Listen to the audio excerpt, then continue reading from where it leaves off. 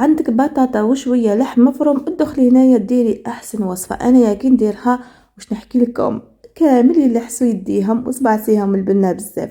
مانيش نبالغ اذا قلت لكم هذا احسن كراطه، ممكن تجربوه. هانتم بسم الله في المقادير، طريقه التحضير. بس قبل هذا متنساوش خيسك اسمعوا ابوني ولايك. المهم اول حاجه عندي كونتيتي من البطاطا حوالي 4 حبات حتى ل5 حبات تاع بطاطا، قطعتهم دوائر كيما شفتوا، ماهمش رقاق وماهمش خشان. عندي 2 حبات تاع بصل، هذا الخضاري سينو ديري حبه تاع بصل كبيره العادي. اول حاجه راح نقلي البطاطا، اللي ما يحبش البطاطا مقليه يقدر يحمرها في الفرن ولا في هذيك اير فراير كيما تحبوا. المهم انايا نحب نقليها في هذه الوصفه. نحطها بجيه ونروح ونخدموا لا فاخسادي ولا الحاجه اللي يجي بنه مش نورمال. هنايا في مقله عندي شويه باك تاع الزيت، تحبوا ديروا زيت زيتون احسن. هنايا راح نقلي هذاك البصل مع شويه تاع الملح حتى يتقلى ويتبال مليح، باش نضيف له كونتيتي تاع لا فيونداشي، يعني مش بزاف. واش عندك في الدار خدمي حبيبتي، ديما خيتك اسم تخمم فيكم خواتاتي وتجيب لكم اي حاجه سهله وبسيطه. هنايا واش ضفت لها شويه تاع الماء هكا باش تجي كيما نقولوا ولا كيما يقولوا العاصميين مزربعه، يعني ما تجيش هكاك كتل تاع لا فيونداشي. نقليها مليح. ضفت لها هنايا شويه فلفل حمار وشويه فقط تاع فلفل اسود.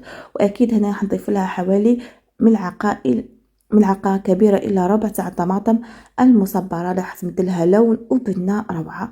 نقليها حتى تقلى مليح ونطفي عليها. وقبل ما نطفي عليها اكيد نضيف لها ملعقه كبيره من الجبن الابيض، من الاحسن خدمه هنايا بالجبن الطري، راح يجيكم هائل. شوفوا كيفاش راهو معسل تاع عسال. المهم نحي البطاطا هذيك بجيه، نقلي لا كونتيتي الثانيه ونرجع لكم. هنايا خدموا في اي مول عندكم، انا خدمت في المول هذاك 20 على 20 سنتيمتر. تقدروا تخدموا في المول الاسطوري، في هذوك لي بيركس تاع الفرن.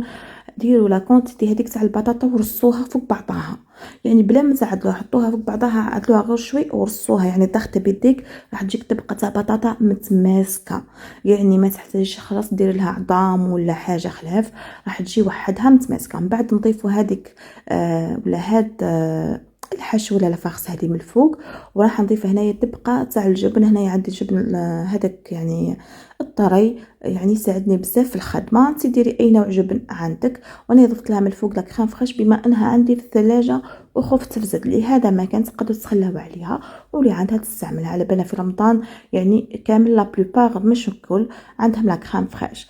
ما عندكش حبيبتي استغناي عليها وراح يجيك واحد لو غراتا تحفه. المهم نضيف له جبن مبشور اذا عندك، ما عندكش ما تضيفيش، دخليه الفرن غير يحمر لك من الفوق. هذا مكان انايا هذا درته وخرجت قضيت ورجعت، يعني لقيت الفطور تاعي جاهز.